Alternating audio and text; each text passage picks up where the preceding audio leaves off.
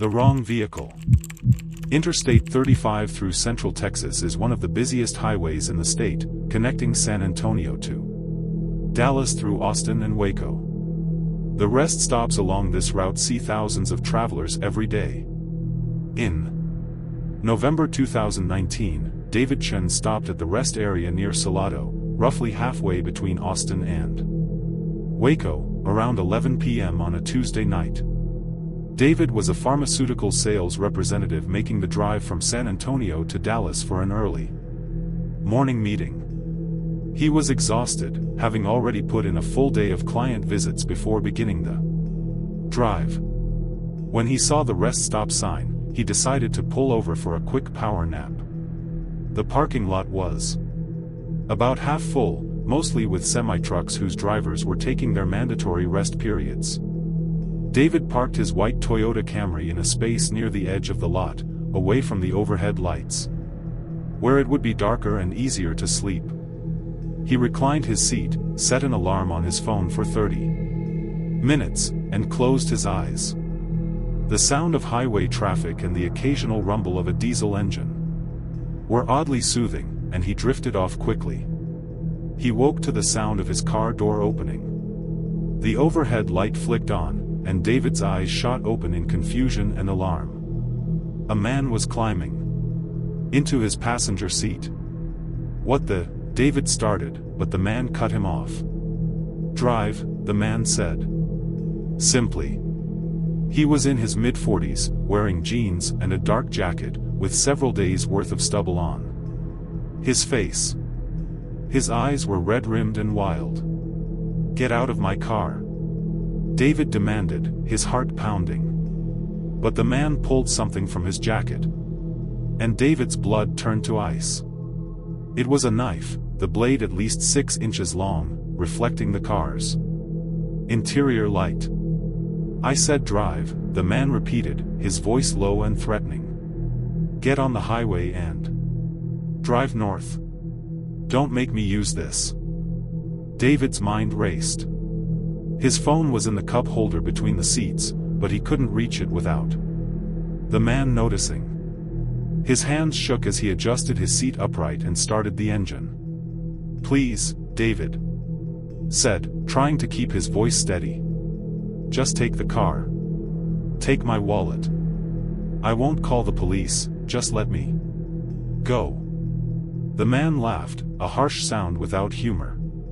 "Shut up and drive. Stay in the right lane. Don't speed. Don't do anything stupid." David pulled out of the parking spot and headed toward the highway entrance. His mind was working frantically, trying to figure out what to do. Should he crash the car intentionally? Try to signal another driver? Make a run for it at a red light? As they merged onto I-35 northbound, the man seemed to relax slightly, though he kept the knife visible. "Here's how this is going to work," he said. "You're going to drive me to Oklahoma. When we get there, I'll tell you where to go. You do exactly what I say, and maybe you get to walk away from this." "Why are you doing this?" David asked, hoping to establish some kind of dialogue, something he'd heard about in hostage situations. The man was silent for a moment, then said, "Cops are looking for my truck. Can't drive it anymore. Needed a new ride. You were convenient." David's stomach churned. What had this man done that made the police search for him? He glanced at the stranger's hands and saw what looked like scratches on his knuckles, some of them fresh and still red. David's imagination ran wild with terrible possibilities. They drove in tense silence for about 10 minutes. David noticed that the man kept looking out the back window, checking to see if anyone was following them. Then David had an idea. It was risky, possibly stupid, but he was desperate.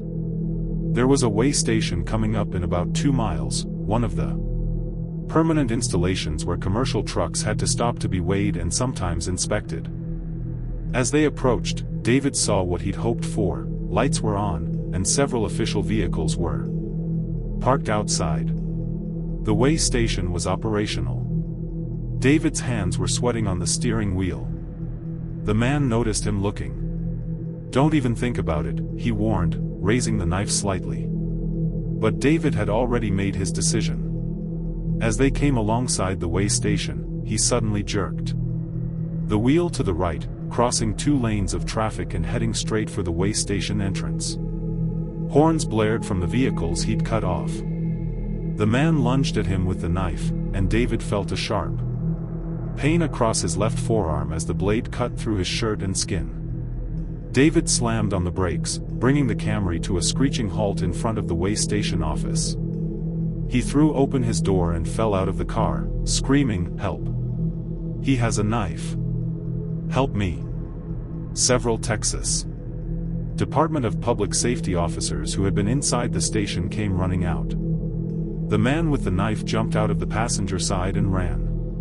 He sprinted toward the darkness. Beyond the way station, toward a fence line about 50 yards away. 2 officers gave chase while another attended to David, who was bleeding from the cut on his arm but otherwise unharmed. His whole body was shaking with adrenaline and fear. It took about 3 minutes for the pursuing officers to tackle the man and subdue him. He fought viciously, but he was outnumbered and ultimately overpowered. As they handcuffed him and led him back to the way station, David got a good look at his face in the lights. The man was cursing and struggling, his expression twisted with rage and something else, fear. The investigation that followed revealed a disturbing story. The man's name was Raymond Tucker, and he was wanted in connection with a violent assault in San Antonio that had occurred 3 days earlier. His victim, a woman he'd known, was in critical condition at a San Antonio hospital. Tucker had been on the run since the attack, hiding out in various locations around central Texas. His truck had indeed been identified, and police had been searching for it. What made David's blood run cold was what the investigators told him later. They found duct tape, zip ties, and a larger knife in Tucker's jacket pockets. The detective who interviewed David suggested that Tucker had likely planned to kill him once they reached a sufficiently isolated location in Oklahoma. The convenient carjacking was probably going to end in murder. David had chosen that particular parking spot because it was dark and quiet, perfect for a nap. But that same darkness had made him a target. Tucker had been hiding in the rest stop for hours, watching for a solo traveler in the right kind of vehicle. David's Camry was common enough to not attract attention, and David himself had been asleep and vulnerable. The cut on David's arm required 12 stitches. It healed within a few weeks, leaving a scar that he still carries. But the psychological impact took much longer to fade. 4 months afterward, David couldn't sleep in his car, couldn't even feel comfortable stopping at rest areas. He would drive straight through on long trips, no matter how tired he got, or he'd only stop at busy, well-lit gas stations in towns. He attended Tucker's trial and gave testimony about his ordeal. Tucker was convicted on multiple charges, including kidnapping, aggravated assault, and attempted murder. He was sentenced to 40 years in prison. The conviction brought David some closure, but it didn't erase the memory of those 20 minutes when he'd been certain he was going to die. David still makes the drive between San Antonio and Dallas regularly for work, but he never stops at the rest area near Salado anymore. When he passes it, he thinks about how different his life would be if he'd parked in a different spot that night, or if he'd decided to push through to the next town, or if he hadn't had the split-second courage to veer into that way station. The margin between life and death had been measured in seconds and feet.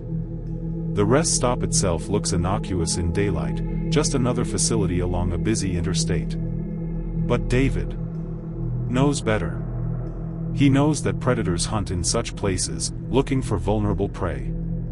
He knows that the darkness hiding behind the fluorescent lights and carefully maintained landscaping can conceal terrible intentions.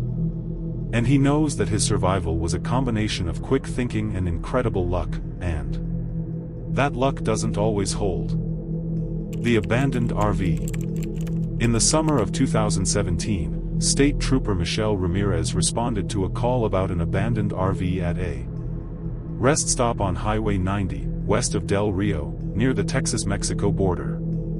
It was just after dawn, around 6:15 a.m., when she pulled into the parking lot.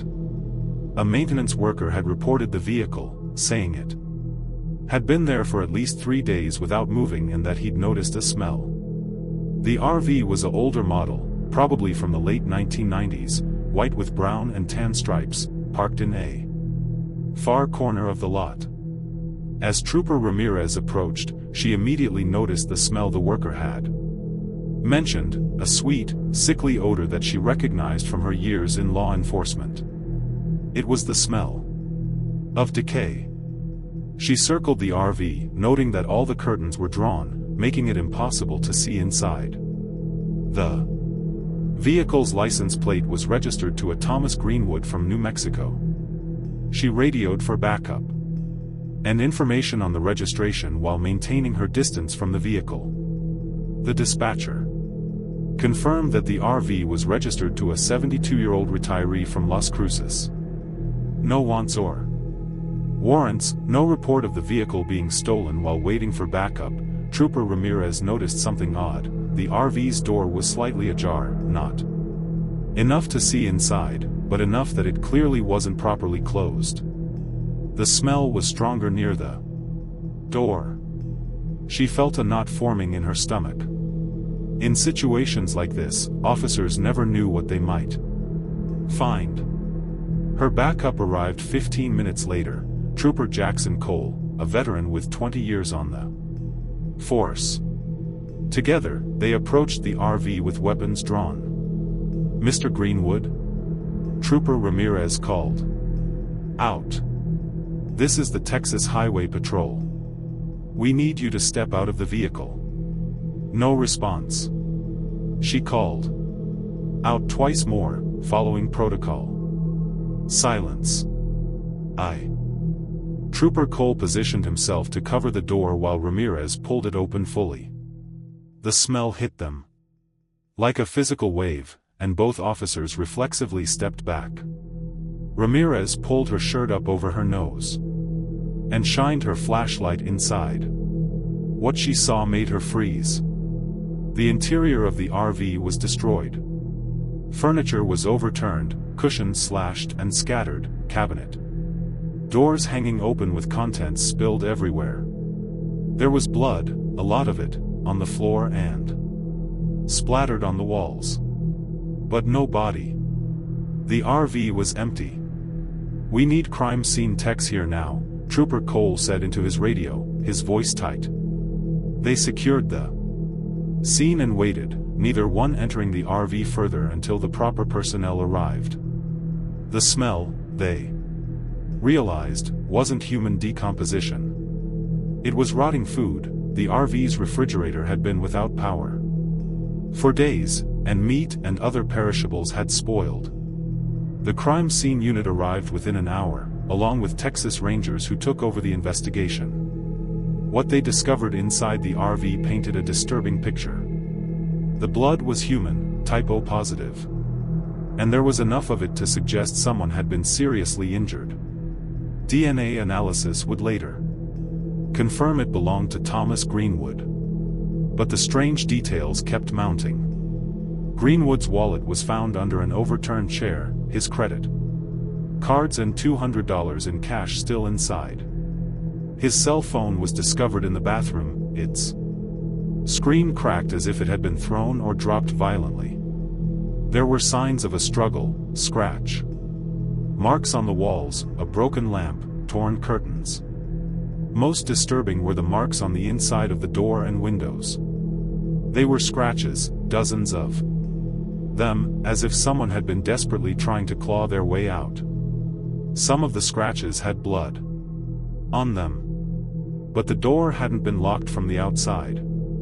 Whoever had made those marks could have simply opened the door and left. Investigators contacted Greenwood's family.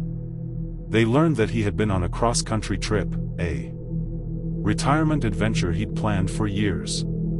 He'd been traveling alone, calling his daughter every few days to check in. The last time she'd heard from him was 4 days earlier, when he'd called from somewhere in Texas. He'd sounded fine, excited about the trip, making plans to visit Big Bend National Park. A canvass of the rest stop produced several witnesses who had seen the RV. A trucker remembered it being there 3 days earlier in the evening. He'd noticed it because the RV had been rocking slightly, as if someone was moving around inside, but he'd thought nothing of it at the time. Another traveler reported seeing a man matching Greenwood's description at the rest stop that same evening, around 9 p.m., but looking agitated and upset. The most chilling testimony came from a woman who had stopped at the rest area late that night with her husband. She reported hearing screaming coming from the direction of the RV around midnight, not words, just screams of terror and pain. She'd wanted to call the police, but her husband had convinced her it was probably just teenagers or someone having a nightmare. She'd regretted not calling ever since seeing the news reports. Investigators pulled security camera footage from the rest stop, but the cameras only covered the building and immediate parking area near the restrooms. The spot where the RV was parked was too far away to be captured clearly. They could see a figure that might have been Greenwood walking toward the restroom around 8:45 p.m., but the image was too grainy to be certain. The biggest mystery was what happened to Thomas Greenwood himself. Despite extensive searches of the surrounding area, including bringing in cadaver dogs and helicopters with thermal imaging, no body was found. His bank accounts and credit cards showed no activity after that night. His cell phone's last ping was from the tower nearest the rest stop, at 11:37 p.m. After that, nothing. Texas Rangers developed several theories. Maybe Greenwood had been attacked by someone he'd picked up as a hitchhiker or met along the way. Maybe he'd been targeted by criminals who frequented the rest stop looking for vulnerable travelers. Maybe he'd suffered some kind of mental health crisis or medical emergency that caused the struggle and his disappearance. But none of the theories fully explained all the evidence. If he'd been attacked, why was his money left behind? If he'd wandered off in a state of confusion or distress, why was there so much blood and such clear signs of violence? And what about those scratches on the door and windows, the desperate marks of someone trying to escape from inside a vehicle that wasn't locked? The investigation eventually went cold. Thomas Greenwood was declared legally dead 7 years later. But his body was never found. The RV was processed for evidence and eventually released to his family, who sold it to a salvage yard. No one wanted it after what had happened inside. Trooper Ramirez, now a sergeant with 15 years on the force, still thinks about that morning when she opened the door of the RV. She's worked dozens of cases since then, but that one haunts her. "I've seen a lot in this job," she said in an interview years later. "But I've never seen anything quite like that. It was like someone had been in a fight for their life, and then just vanished. No trace except blood and terror." The rest stop on Highway 90 continues to serve travelers, and most people who stop there have no idea of its history. But occasionally, someone will mention seeing an older RV parked in the far corner of the lot, white with brown and tan stripes. When they go to look closer, it's gone. Local truckers who frequent the route have their own theories, passed around on CB radios and in truck stop diners. Some say Greenwood's spirit still haunts the rest stop, trapped in a loop of whatever horror he experienced that night. Others suggest something darker, something that occasionally draws travelers into the darkness and doesn't let them return. Whatever the truth, Thomas Greenwood's family never got the closure they deserved, and one of the strangest disappearances in Texas history remains unsolved, a mystery that began and ended at a lonely rest stop in the West Texas desert. The night shift cleaner.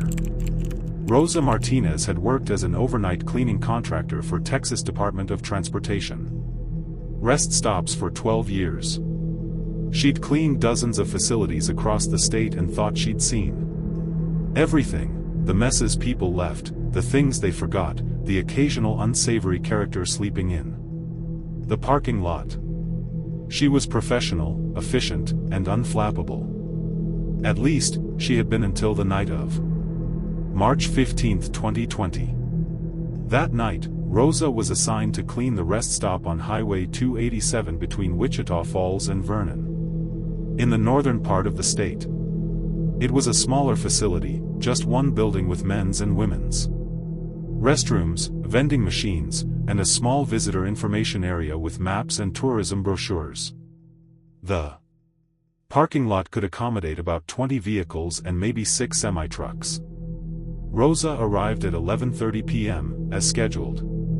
The parking lot was empty except for a single pickup truck, parked near the far end. This wasn't unusual. Sometimes truckers or travelers would sleep in their vehicles overnight. Rosa parked her van near the building entrance and gathered her supplies: mop bucket, cleaning solutions, trash bags, gloves. The first thing she noticed was that the lights inside the building were flickering. The fluorescent tubes hummed and stuttered, creating a strobing effect that immediately gave her a headache. She made a mental note to report it to maintenance in the morning. Rosa unlocked the building and went inside, propping the door open with her equipment cart to let in fresh air while she worked. She started with the men's restroom, as she always did, working methodically from the back stalls toward the entrance. Everything seemed normal. She emptied trash cans, mopped floors, scrubbed toilets and sinks, refilled soap dispensers and paper towel holders. The work was mindless and familiar, which is exactly how she liked it. It was when she moved to the women's restroom that things started to feel off. The temperature in the women's room was noticeably colder than in the men's, cold enough that Rosa could see her breath. She checked the thermostat on the wall, but it was set to the same temperature as the rest of the building.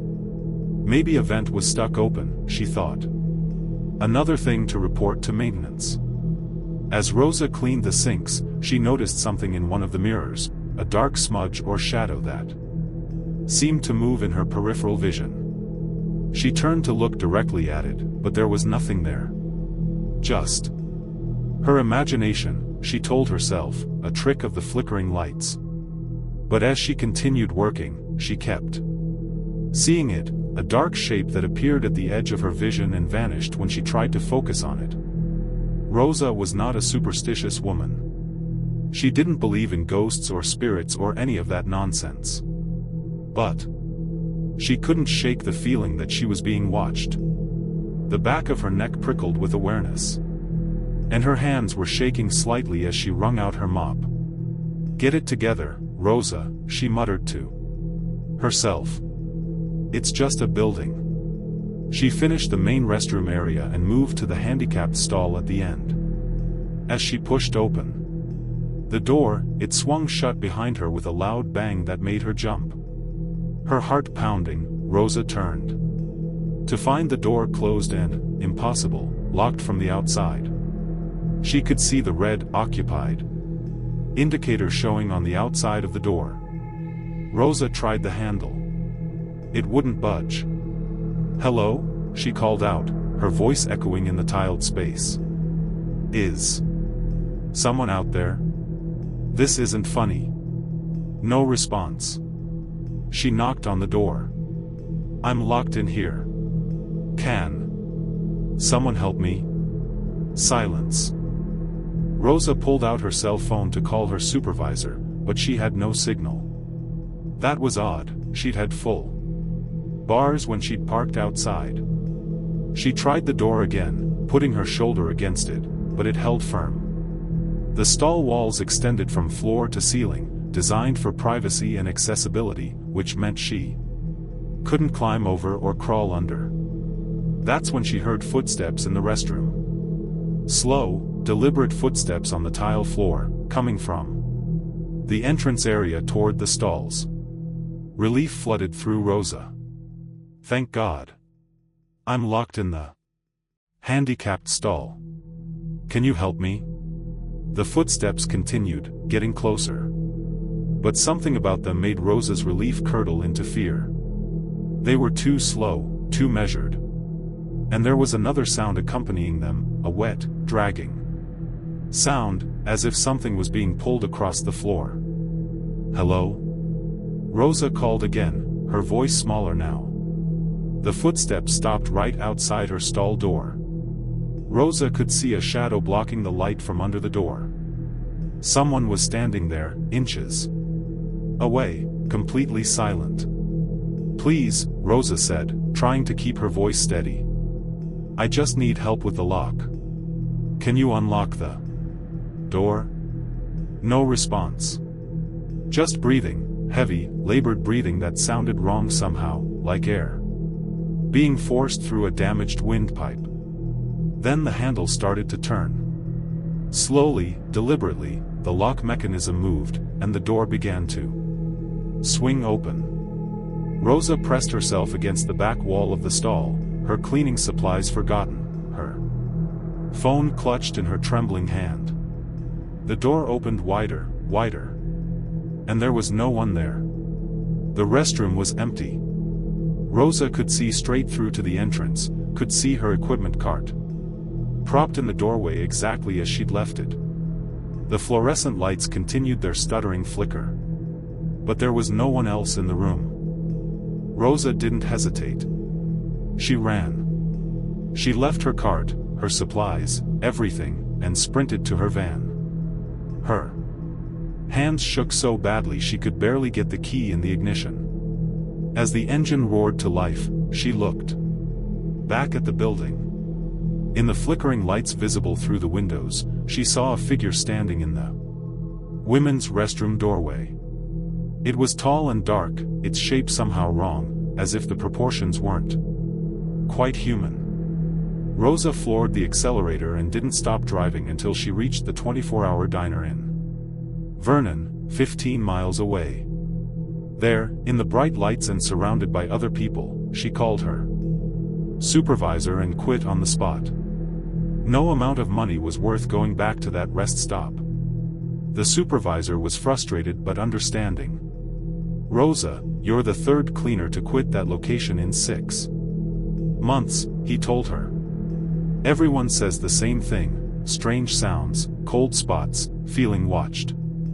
The company's having trouble keeping anyone assigned there. Rosa learned later that the rest stop had been built on land with a dark history. In the 1950s, before the highway existed, the area had been the site of a roadside motel. A serial killer had used the motel to find victims, posing as a friendly proprietor while targeting lone travelers. He'd murdered at least 7 people before being caught and executed in 1958. The motel had been demolished, the land sold to the state. Decades later, whether or not the history explained what Rosa experienced that night, she never went back to find out. She transferred to daytime cleaning work at state office buildings, where the only things she had to worry about were stubborn stains and office workers who couldn't aim at trash cans. But sometimes, late at night, Rosa still thinks about that moment when the stall door opened to reveal nothing. She thinks about the breathing, the footsteps, the shadow in the mirror. And she wonders what would have happened if she hadn't run, if she'd stayed to see what wanted her to know it was there. The rest stop on Highway 287 still operates, and cleaning crews still service it, though the company now requires 2-person teams to work overnight shifts there. None of them stay longer than necessary, and all of them have their own stories about the women's restroom, the cold spots, the shadows, the feeling. Of being watched by something that doesn't want to be seen but desperately wants to be known. The truck stop savior. Kyle Morrison had been driving trucks for 23 years, hauling freight across the United States. He'd seen every highway, every rest stop, every truck plaza from coast to coast. In October 2015, he was making his regular run from Dallas to El Paso, carrying auto parts to a manufacturing plant. It was a route he'd driven hundreds of times. Around 2 a.m., Kyle pulled into a rest area on I-20, about 40 miles east of Midland. He needed to log his mandatory rest period and maybe catch a few hours of sleep before continuing. The parking lot was moderately busy with other commercial vehicles, their diesel engines idling to keep the cab air conditioning running in the still warm Texas night. Kyle parked his Kenworth in an open slot, set his logbook, and was preparing to settle in for a nap when he noticed a car in the regular vehicle parking area. It was a silver Honda Civic, and its hazard lights were flashing. The hood was up, the universal signal for car trouble. Kyle debated whether to check on it. He was tired, and people with car trouble usually had cell phones and roadside assistance these days. But something made him grab his flashlight and walk over. As he approached, he could see someone sitting in the driver's seat, a young woman, maybe in her early 20s, with her head down on the steering wheel. He tapped gently on the window. "Ma'am? You okay? Need some help?" The woman's head jerked up, and Kyle could see she'd been crying. Her eyes were red and swollen, and mascara streaked her face. She lowered the window a crack. "My car won't start," she said, her voice shaking. "The engine just died, and now it won't turn over at all. My phone's dead, and I don't have a charger." She looked terrified, vulnerable, alone in the middle of nowhere in the middle of the night. Kyle's protective instincts kicked in. He had a daughter about this girl's age. "Don't worry, we'll figure this out. Pop the hood and let me take a look." The woman, she said her name was Jennifer, seemed hesitant but did as he asked. Kyle examined the engine with his flashlight. He wasn't a mechanic, but he knew enough about vehicles to check the basics. Everything looked fine. "Try starting it again," he called out. Jennifer turned the key. Nothing. Not even a click. "Looks like it might be your battery or starter," Kyle said. "I've got jumper cables in my truck. Let's try jumping it first." He jogged back to his Kenworth and grabbed the cables from his toolbox. But as he walked back toward the Honda, something made him pause. Another vehicle had pulled up while he'd been gone, a white panel van, parked at an odd angle near the Honda. Two men were standing next to Jennifer's car, talking to her through the window. Kyle's instincts, honed by years of reading situations on the road, screamed that something was wrong. He approached slowly, keeping the jumper cables in hand. As he got closer, he could hear the conversation. "We've got tools in our van, can fix it right up," one of the men was saying. He was tall and lanky, wearing a stained t-shirt. "Why don't you come with us to our van, we'll get you sorted out." I don't know," Jennifer was saying. "This other man was going to help me jump-start it." The second man, shorter and stocky with a shaved head, turned to look at Kyle as he approached. His smile didn't reach his eyes. "That's okay, buddy, we've got this. We're mechanics. We'll take care of the lady." Everything about the situation felt wrong. The men's body language was aggressive, predatory. The way they'd positioned themselves between Jennifer's car and the rest of the parking lot. The van with no markings or company name. Jennifer's frightened expression. "Actually," Kyle said loudly, making his voice carry across the parking lot, "Jennifer's waiting for her Boyfriend. He's a state trooper, should be here any minute. Isn't that right, Jennifer? He saw understanding flash in Jennifer's eyes. Yes, she said quickly. He called a few minutes ago, said. He's almost here. The two men exchanged glances. The shorter one said, we're just trying to help. I appreciate that, Kyle interrupted, moving closer and making himself as physically imposing as possible. At 6'3" and 240 pounds, he could be intimidating when he needed to be. But like I said, her boyfriend's on the way. State trooper. I'm sure he'll want to thank you personally for your concern. The tension in the air was thick enough to cut. For a moment, Kyle thought the men might try something. Anyway. His hand moved to the heavy mag-light flashlight on his belt. Not a weapon, exactly, but it would do in a pinch. The taller man noticed the gesture. Whatever, man, the tall one finally said. Just trying to help. They walked back to their van, got in, and drove away. But they didn't leave the rest area. Kyle watched the van park on the far side of the lot, near the exit. Waiting. Oh my God, Jennifer whispered, her face pale. Those men, when they first came over, they said.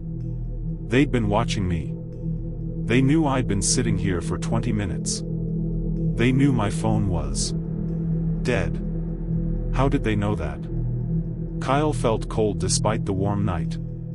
They've been hunting, he said quietly. Looking for someone. Exactly like you. Alone, vulnerable, no way to call for help. He looked at Jennifer seriously. I need you to listen to me very carefully. I'm going to call 911 right now. Those men in that van, they're not leaving. We need police here. Kyle pulled out his phone and dialed.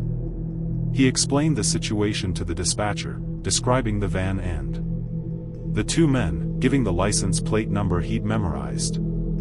The dispatcher said a highway patrol unit was 15 minutes away. I'm not leaving you until the cops get here, Kyle told Jennifer. And we're going to make it look like we're working on your car, nice and normal, so those guys don't get spooked and run. For the next 15 minutes, Kyle pretended to work under Jennifer's hood while actually keeping watch on the white van. Other truckers had noticed something was going on. The CB radio grapevine was fast. And several had positioned their trucks to block potential exit routes. Truckers looked out for each other. And for civilians in trouble. When the highway patrol car pulled in, lights flashing, the white van immediately started up and tried to leave.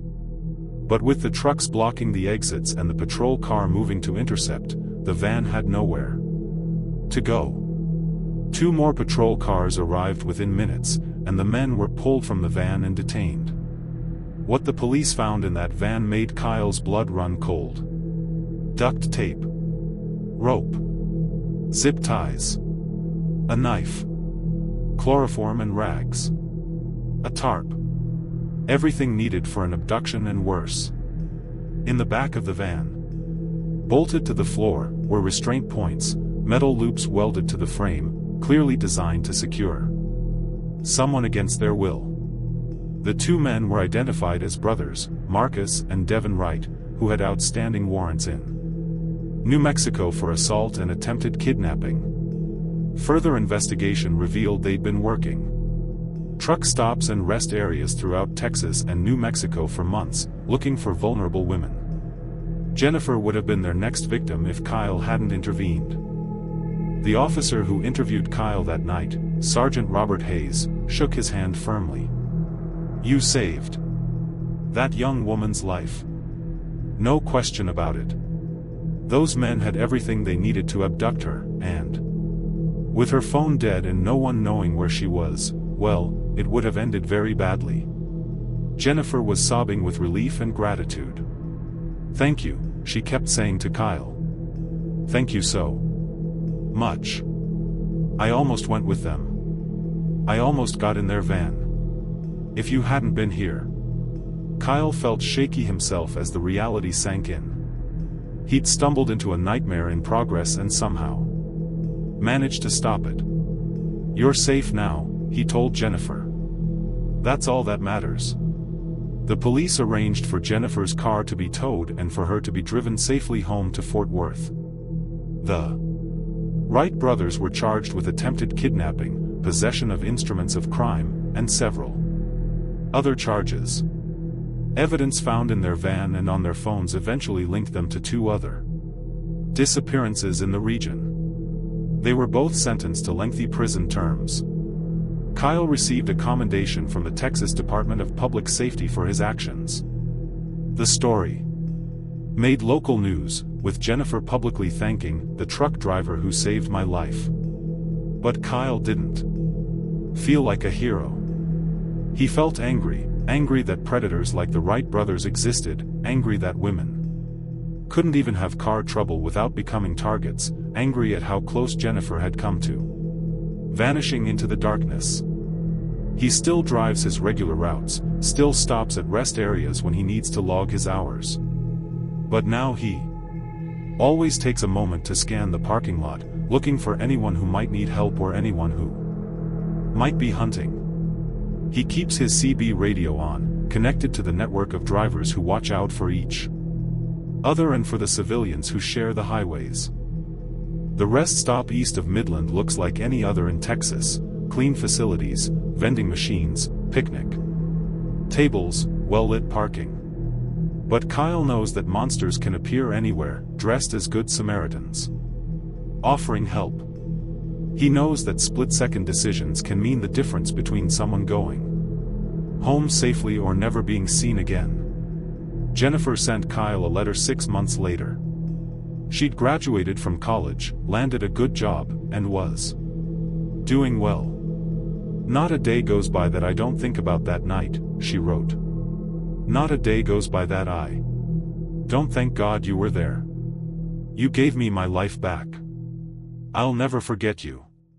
Kyle keeps that letter in his truck, a reminder of why he does what he did that night, why he'll always stop to help, always stay alert, always trust his instincts when something feels wrong. Because sometimes, on lonely stretches of Texas highway, in rest stops lit by fluorescent lights and populated by strangers, ordinary people have to become guardians against the darkness that hunts there.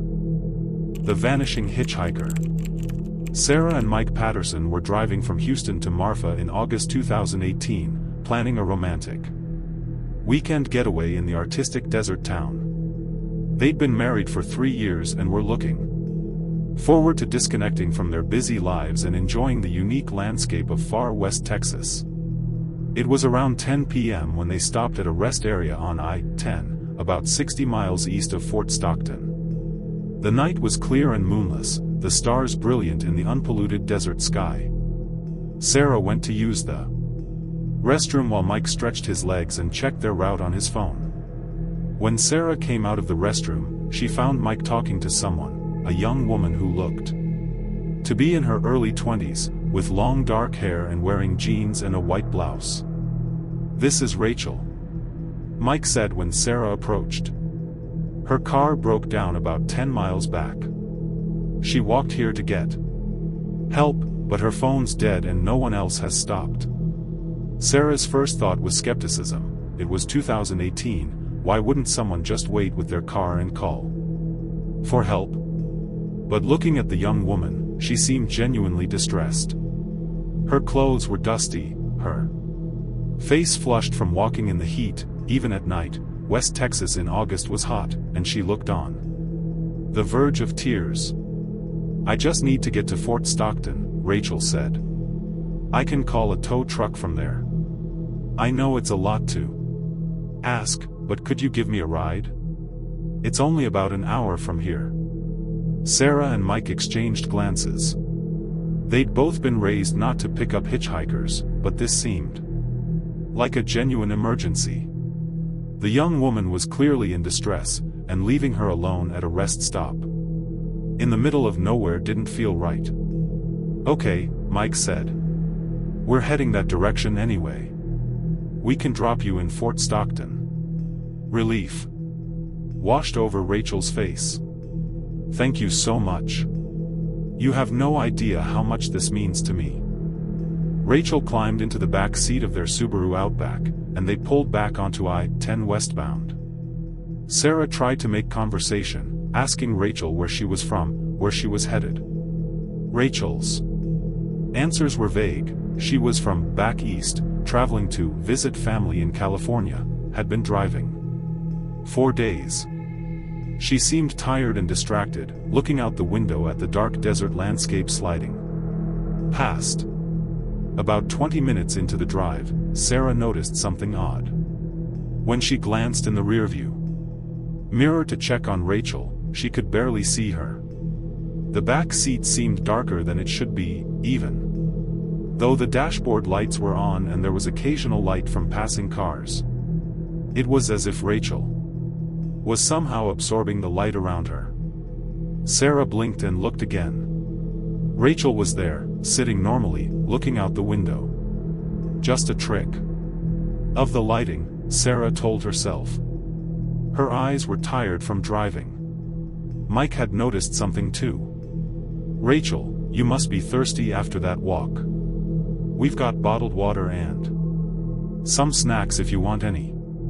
No response. Rachel? He glanced in the rearview mirror. She was still there, but she seemed not to have heard him.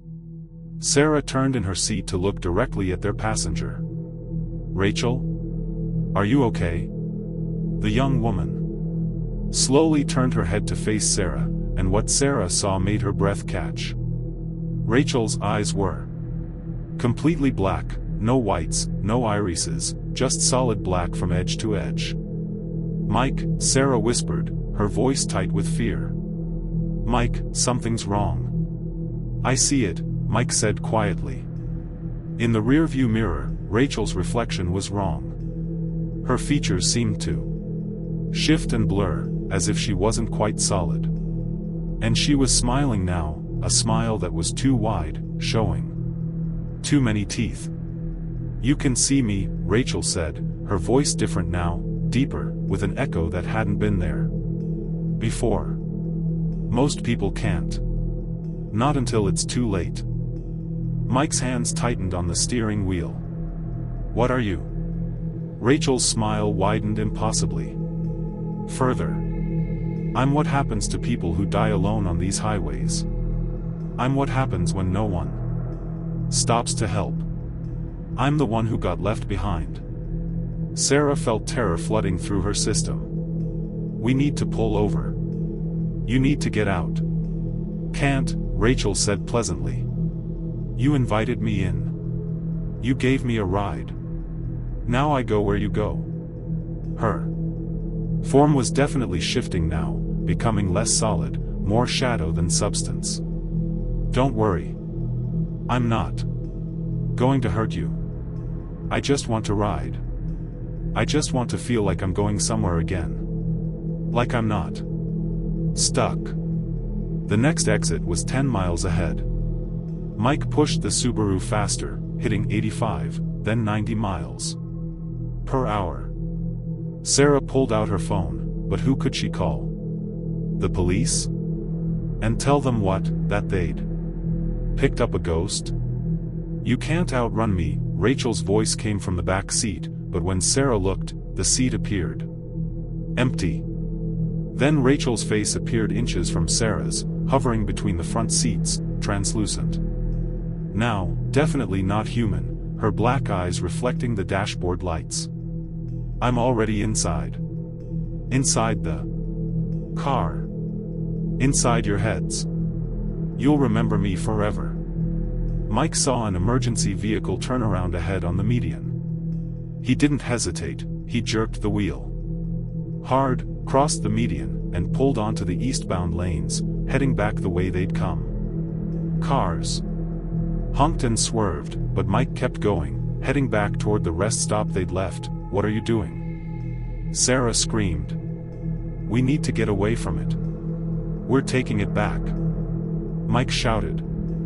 Whatever it is, it's tied to that rest stop. We're taking it back." In the back seat, Rachel's form was becoming more agitated, flickering like a bad television signal. "No," she said, her voice rising. "No, I don't want to go back. I want to leave. I want to move on." The rest stop appeared ahead, its lights bright in the darkness. Mike pulled into the parking lot at high speed, slamming on the brakes and bringing the Subaru to a screeching halt in the same spot where they'd picked up Rachel. "Get out," he shouted. "Get out of our car." There was a moment of absolute silence. Then, from the back seat, a sound like wind rushing through a tunnel. Sarah and Mike turned to look. Rachel was there, fully visible now, but crying. Not the crying of something evil or threatening, the crying of someone utterly lost and alone. "I just wanted to leave," she sobbed. "I've been stuck here for so long. I just wanted to go somewhere. Anywhere." Her form was fading, becoming more transparent with each word. "My car broke down. I was walking to get help. Someone stopped. They seemed nice. They offered me a ride.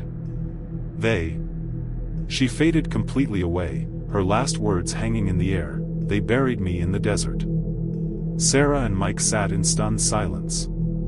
After several minutes, Mike opened his door and walked to the back of the car. He opened the rear door. The back seat was empty, but there was sand on the upholstery. Desert sand, and something that looked like dried blood. They called the police. The responding officer was skeptical of their story until he saw the sand and the stain. Sarah insisted they'd picked up a young woman at this exact spot, described her in detail. The officer's expression changed. He asked them to come to the station and speak with a detective. At the station, Detective Laura Chen showed them a photograph. "Is this the woman you picked up?" Sarah and Mike both nodded immediately. It was Rachel, exactly as she'd appeared, same long dark hair. Same white blouse. Her name was Rachel Morrison, Detective Chen said quietly. She disappeared 6 years ago, in 2012. Her car was found abandoned on I-10, about 10 miles east of that rest stop. She was never found. The case went cold. The detective explained that Rachel had been 23, driving from Louisiana to visit family in California. Her car had broken down, and she'd apparently walked to the rest stop to get help. Security cameras from that time showed her arriving at the rest stop around midnight. She was seen talking to someone in a dark pickup truck. Then the footage showed her getting into the truck, and that was the last time anyone saw her alive. "We always suspected she was abducted and murdered," Chen said. "But without a body, without evidence, we couldn't prove anything." The driver of that truck was questioned but never charged. He died 3 years ago. Sarah told the detective everything that had happened, including Rachel's final words about being buried in the desert. Based on the location Rachel's car had been found and the direction the pickup truck had been traveling on the security footage, search teams narrowed down a search area. 2 weeks later, they found remains buried in a remote area about 30 miles from the rest stop. DNA testing confirmed it was Rachel Morrison. Her family finally got closure. Rachel was given a proper burial in her hometown in Louisiana. Her case was officially closed, though her killer was long dead and would never face justice. Sarah and Mike never completed their trip to Marfa. They drove straight back to Houston that night, shaken by their encounter. They both attended Rachel's funeral, feeling a strange obligation to the young woman who had briefly ridden in their back seat. "Do you think she's at peace now?" Sarah asked Mike as they stood at the graveside. Mike thought about Rachel's face in those final moments, the loneliness, the desperation to move on, to escape being trapped. In that one horrible location where her life had ended. "I hope so," he said. "I really hope so." The rest stop on I-10 still operates, still serves thousands of travelers every year. The Patterson story. Circulated online, in paranormal forums and true crime communities. Some people believe it, others dismiss it as an elaborate hoax or hallucination. But locals in the area have their own stories about that. Rest stop, stories of seeing a young woman in a white blouse, standing alone in the parking lot late at night, looking desperately at passing cars, hoping someone will stop and help. Most drivers don't stop. They pass by, focused on their own journeys, their own destinations. And the young woman fades back into the darkness, waiting, always waiting, caught between where she died and where she longed to go. Whether Rachel Morrison truly found peace after her body was discovered, no one can say for certain. But Sarah and Mike know what they experienced that night, know what they saw and heard. And they know that sometimes, the most terrifying things are born not from evil, but from tragedy and loss so profound that it echoes across years, reaching out to the living in desperate hope of finally, mercifully, being allowed to rest. That was tonight's Whisper from the Shadows. Subscribe to Nightbound Whispers. And remember, the night is never truly silent.